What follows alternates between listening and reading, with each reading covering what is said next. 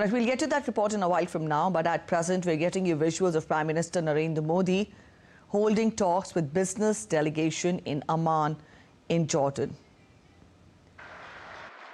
Mabruk al-Urdun. My dear brother, Prime Minister, distinguished guests, it's a great pleasure to welcome you to today's business forum. I hope that your exchanges today will prove successful in expanding economic and investment cooperation between Jordan and India. Under the great leadership of Prime Minister Modi, India has witnessed great growth, and we look forward to working with you all to take our economic partnership to further heights. Today's discussions mark an important step for our two nations to advance our shared economic priorities with opportunities to expand into new horizons for cooperation. As you will see, throughout today's discussions, Jordan offers competitive advantages across key sectors such as food, fertilizer, pharmaceuticals, textiles, ICT, energy, mining, tourism, advanced manufacturing, and logistics.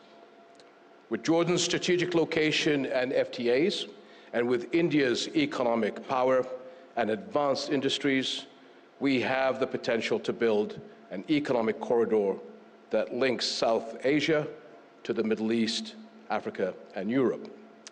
And we invite you to leverage Jordan's location to build integrated logistical and processing hubs through IMEC routes in order to enable Indian and Jordanian agricultural and industrial exports and utilize these FTAs as well as Jordan's market proximity. This vision is already taking shape through the sectors represented here today, and I am confident that the outcomes of this forum will serve as a catalyst for new joint investments, ventures, and knowledge transfer. Our governments, along with chambers of commerce and industry, stand ready to support turning today's dialogue into concrete and actionable outcomes. And so I invite you to bring our two nations even closer together through opening new avenues of long-term partnerships and investments. And I'm wishing you all productive and fruitful exchanges today. Thank you very much. His Majesty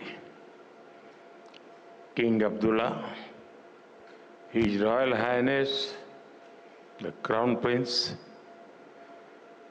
दोनों देशों के delegates,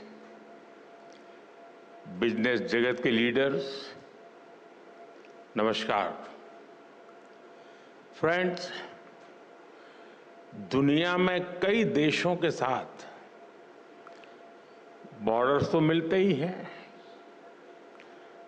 कई देशों के markets भी मिलते हैं, लेकिन भारत और जॉर्डन के संबंध ऐसे हैं जहां ऐतिहासिक विश्वास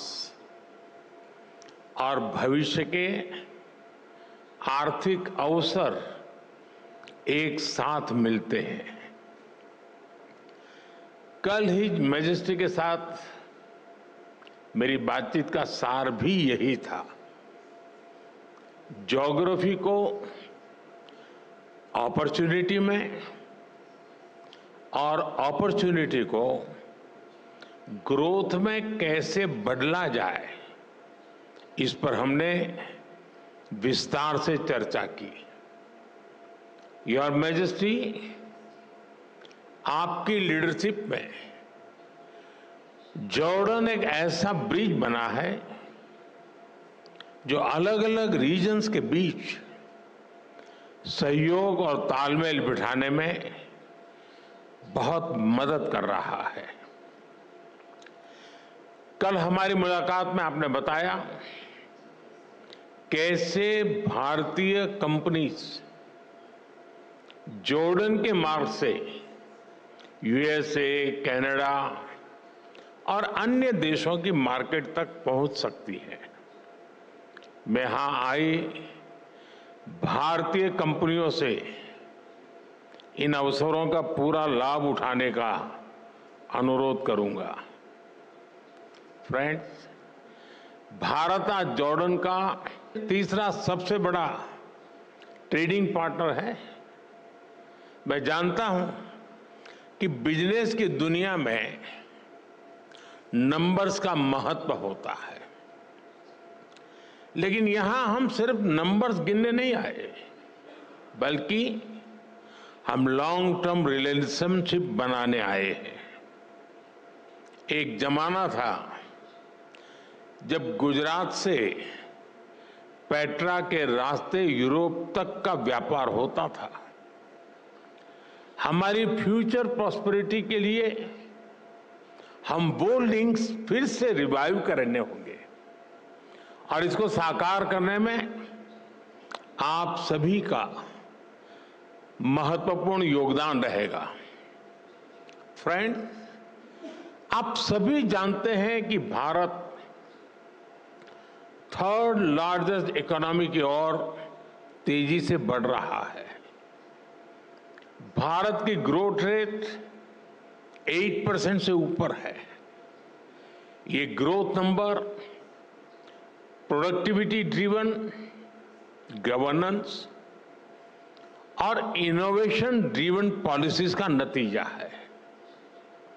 आज जॉर्डन के हर बिजनेस, हर इन्वेस्टर के लिए भी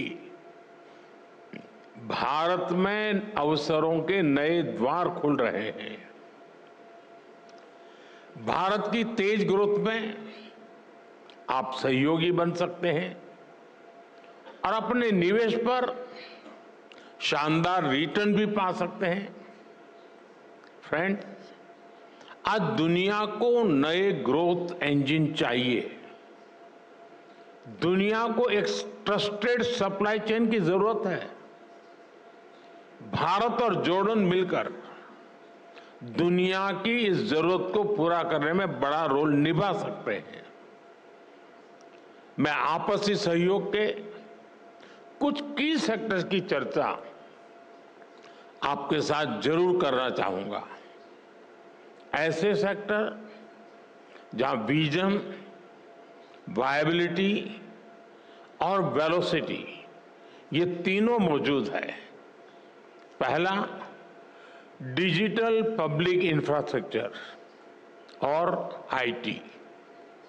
इसमें भारत का अनुभव जॉर्डन के बहुत काम आ सकता है। भारत ने डिजिटल टेक्नोलॉजी को इंक्लूजन और एफिशिएंसी का मॉडल बनाया है। हमारे यूपीआई, आधार, डिजी लॉकर जैसे फ्रेमवर्क्स आज ग्लोबल बेंचमार्क बन रहे हैं। हिज मैजेस्टी और मैंने इन फ्रेमवर्क्स को जॉर्डन के सिस्टम से जोड़ने पर चर्चा की है। हम दोनों देश फिनटेक, हेल्थ टेक, एग्रीटेक ऐसे अनेक सेक्टर्स में अपने स्टार्टअप्स को डायरेक्टली कनेक्ट कर सकते हैं। एक शेयर्ड इकोसिस्टम बना सकते हैं जो हम आइडियाज को कैपिटल से और इनोवेशन को स्केल से कनेक्ट कर सकते हैं। फ्रेंड्स, फार्मा और मेडिकल डिवाइसेस के क्षेत्र में भी अनेक संभावनाएं हैं। आज हेल्थ केयर सिर्फ एक सेक्टर नहीं है, बल्कि एक स्ट्रेटेजिक प्रायोरिटी है। जॉर्डन में भारतीय कंपनियां मेडिसिन बनाएं, मेडिकल डिवाइस बनाएं, इससे जॉर्डन के लोगों को तो फायदा होगा ही। वेस्ट एशिया और अफ्रीका के लिए भी जॉर्डन एक रिलायबल हब बन सकता है। जेनरिक्स हो, वैक्सीन्स हो, आयुर्वेद हो या wellness, India brings trust and Jordan brings reach. Friends, अगला सेक्टर एग्रीकल्चर का है। भारत को ड्राई क्लाइमेट में खेती का बहुत अनुभव है। हमारा ये एक्सपीरियंस जॉर्डन में रियल डिफरेंस ला सकता है। हम प्रिसीजन फार्मिंग और माइक्रो इरिगेशन जैसे सॉल्यूशन पर काम कर सकते हैं। कोल्ड चेन्स, फूड पार्क्स और स्टोरेज फैसिलिटीज बनाने में भी हम मिलकर काम कर सकते हैं। जैसे फर्टिलाइजर्स में हम जॉइंट वेंचर कर रहे हैं, वैसे ही अन्य क्षेत्रों में भी हम आगे बढ़ सकते हैं। फ्रेंड्स, इंफ्रास्ट्रक्चर और कंस्ट्रक्शन तेज ग्रोथ के लिए बहुत जरूरी है। इन क्षेत्रों में हमारा कोलैबोरेशन हमें स्पीड और स्केल दोनों देगा। हिज मैजेस्टी ने जॉर्डन में रेलवे और नेक्स्ट जनरेशन इंफ्रास्ट्रक्चर बनाने का विजन साझा किया है। मैं उनको विश्वास दिलाना चाहता हूं कि हमारी कंपनियां उनके विजन को साकार करने के लिए सक्षम भी हैं और उत्सुक भी हैं। कल हमारी मुलाकात में हिज मैजेस्टी ने सीरिया में इंफ्रास्ट्रक्चर रिकंस्ट्रक्शन की जरूरतों के बारे में भी बताया। भारत और जॉर्डन की कंपनीज इन जरूरतों को पूरा करने पर मिलकर काम कर सकती है। फ्रेंड, आज की दुनिया ग्रीन ग्रोथ के बिना आगे नहीं बढ़ सकती। क्लीन एनर्जी अब केवल विकल्प नहीं है, बल्कि एक नीड बन चुकी है। Solar, wind, green hydrogen, energy storage, इसमें भारत बहुत बड़ी इन्वेस्टर के रूप में काम कर रहा है। जॉर्डन के पास भी बहुत बड़ा पोटेंशियल है जिसे हम अनलॉक कर सकते हैं। ऐसे ही ऑटोमोबाइल और मोबिलिटी का सेक्टर है। भारत आज अफोर्डेबल ईवीज, टू व्हीलर्स और सीएनजी मोबिलिटी सॉल्यूशंस में दुनिया के टॉप देशों में से एक है। इस क्षेत्र में भी हमें ज्यादा से ज्यादा काम मिलकर करना चाहिए। फ्रेंड, भारत और जॉर्डन दोनों देश अपने कल्चर, अपनी हेरिटेज पर बहुत गर्व करते हैं। हेरिटेज और कल्चरल टूरिज्म के लिए भी दोनों देशों में बहुत अधिक स्कोप है।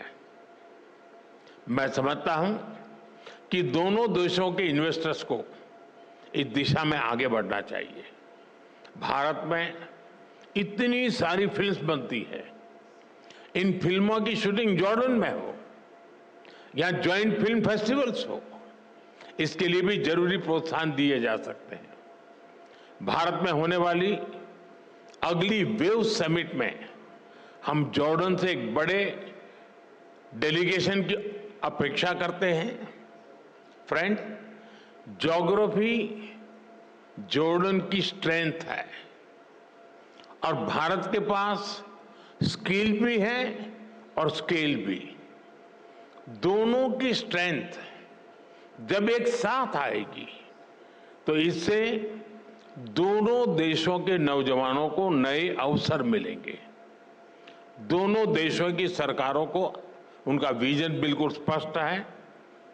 अब बिजनेस वर्ल्ड के आप सभी साथियों को अपनी इमेजिनेशन, इनोवेशन और एंटरप्रेन्योरशिप से इसको जमीन पर उतारना है। अंत में मैं आपसे फिर कहूंगा, come let us invest together, innovate together and grow together. Your majesty, एक बार फिर आपका, जॉर्डन सरकार का और इस कार्यक्रम में उपस्थित अन्य सभी महानुभावों का मैं हृदय से आभार व्यक्त करता हूं। शुक्रान, बहुत बहुत धन्यवाद।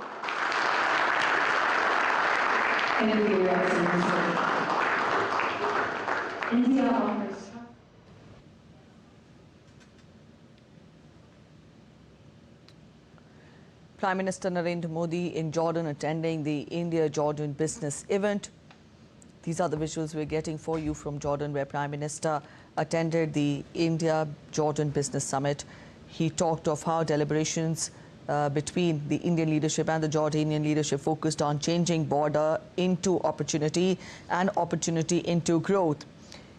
He said India is Jordan's third largest trading partner, but the focus is to strengthen the relationship into a further robust relation. He mentioned the parameters that make India desirable for investments to the rest of the world. He also mentioned digital transformation in India and how fintech, health tech and agri-tech could emerge as possible areas of collaboration between India and Jordan. Pharma and medical devices, these two sectors also hold caliber for growth for both the countries. The Prime Minister talked of how India brings trust and Jordan brings rich, and he mentioned the areas of possible collaboration in agriculture, infrastructure construction as well. The Prime Minister also pointed towards possible collaboration between Jordan and Indian companies for construction needs in Syria. He also pointed to automobile sector and clean energy sector as growth sectors for both the countries. The Prime Minister also mentioned tourism as a promising sector, and he said that Jordan's strength of geography, when combined with India's strength of skill and innovation, will go a long way. So this was a gist of Prime Minister's address to the India-Jordan business event during his visit to Jordan. Today is his second day of engagements in Jordan, and here we see Prime Minister Narendra Modi address the India-Jordan business event.